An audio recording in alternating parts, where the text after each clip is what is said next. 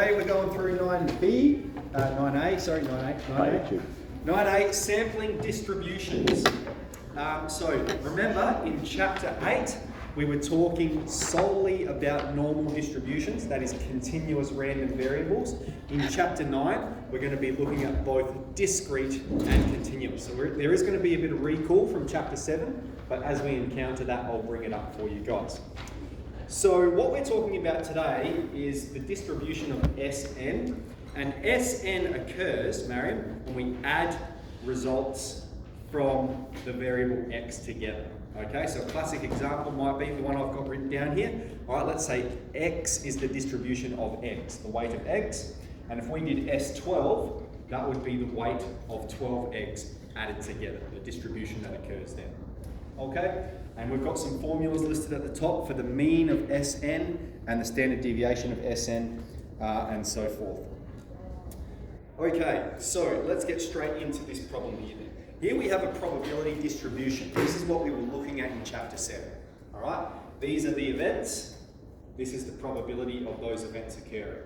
Okay, so events and probability of those events occurring. And so how have we listed it in chapter 7? The events and then the probability that the variable takes on the event. All right, part A. Find the mean and standard deviation of x. So here's a bit of recall for you. This is the formula for the mean of a distribution, and this is the formula for a standard deviation. Now remember, we can do this in our calculator in stats mode. We have list 1, and we have list 2, and then we calculate the data accordingly, so we can do that. We're going to do it here manually today. There's a bit of recall.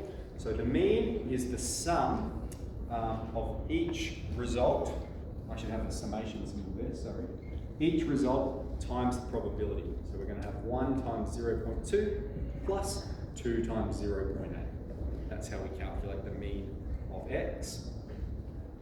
So we're going to have 0.2 plus 1.6 and have 1.8.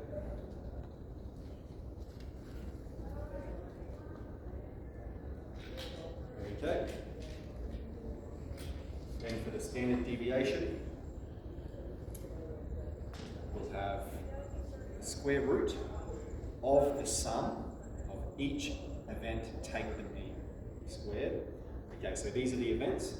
So we're doing the event take the mean squared multiplied by the probability of that event. Okay, so that's the first one. 1, take 1.8, brackets squared, and then multiply by the probability. Then we need to add the second event. The second event is 2, take the mean squared, and then multiplied by the probability of that event, and that square root extends over the top. Okay? So that's the formula there. Now rather than putting all that syntax in my calculator, I'm just going to do it in the stat mode just to make it be a bit faster. So you can just check the settings, yep. So we've got here standard deviation 0.4. Right, that's what that comes out as. So we've got the mean of x and we've got the standard deviation of x, and that's some skills from chapter 7, okay, that we're just recollecting there. Alright, part B. State the meaning of S10. What is S10? Alright, S10 is the distribution, okay, so let me write this up here. The distribution that occurs when 10 observations of x are added together. Alright, so if we were talking about S15, it would be the distribution that occurs when we have 15 observations. S20, when 20 observations are added together. Alright, so there's a pretty clear definition of it.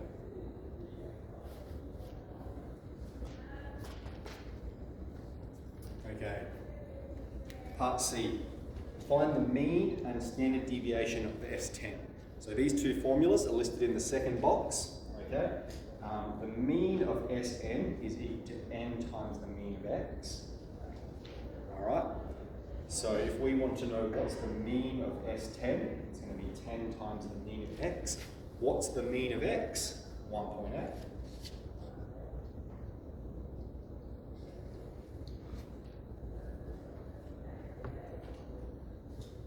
And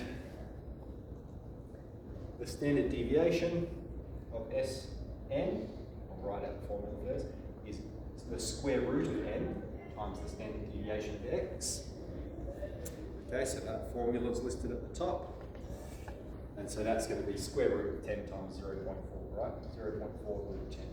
And we will leave it like that. Just be clear, that's the standard deviation of S10. Alright, so that's part C, the mean and standard deviation, so just some formula crunching there. Okay, let's get on to part D, and we'll talk about part D, alright? Part D says, state the possible values of S2. What is S2? Alright, it's the distribution that occurs when we make two observations and add them together. Alright, so from one observation, if I'm making a single observation, what are the possible events? I can get a 1 or I can get a 2. Alright, so let's say the first observation I get a 1 and the second observation I get a 1. What is the sum of those results? 1 plus 1? 2.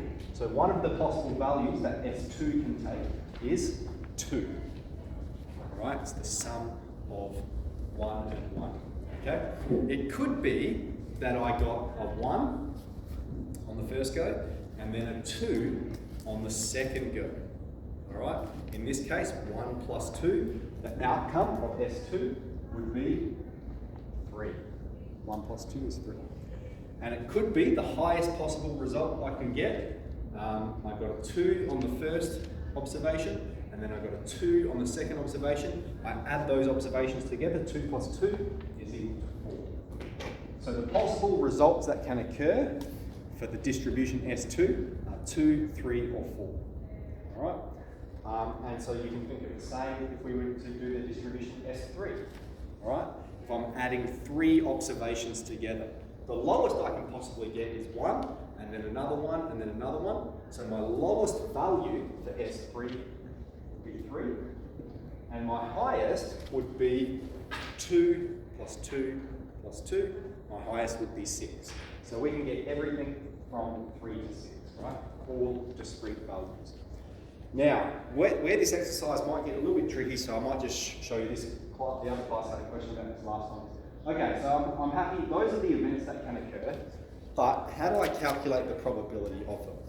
Okay, so if we're thinking, here's the events, 2, 3, and 4, this is for the distribution S2, and I want to say, what's the probability of those events occurring? Alright, so this is just a refresher, should make a bit of sense. So for us to get the event 2, okay, what has to happen? We have to get a 1, and then we have to get a 1 again. Alright, so that's going to be 0.2 times 0.2. Alright, 0.2 times 0.2, or 1 on 5 times 1 on 5. That's going to be 1 on 25. Okay, that's the only way that that can occur. For us to get a 3, alright, we could get a 1 and then a 2, or a 2 and then a 1. So there's 2 ways it can occur, right? So we could get a 1 and then a 2, which is 0.2 times 0.8. Or we could get a 2 and then a 1, 0.8 times 0.2. Alright, so they're the 2 possible ways that could occur, and then we're going to add them together. I'm not going to fill that column in just yet because I'm going to show you guys another trick. And then if we want to get a 4, alright, well the only way that can occur is if we get a 2 and then a 2, so that's 0.8 times 0.8. 4 on 5 times 4 on 5, what's that, 16 on 25. Okay, so that's how we're generating those probabilities, right? This event here, all right, you can go through and work it all out like that, and some of them you will have to. You have to list the possible ways it can occur and calculate the probability. But here we can just do 1, take away that event, take away that event. So what's that, 17 on 25, so this has to be 8 on 25. Okay, because all of those probabilities have to add to 1. Alright, so that's where a couple of people got sort of a bit stumped yesterday, so I just thought I'd take that a little bit further. Something we have done in chapter 7, but just trying to recall it a bit. Alright, so the main sort of difference, what we're doing here with this exercise, is this one here, looking at observation S10. Cool, let's have a go.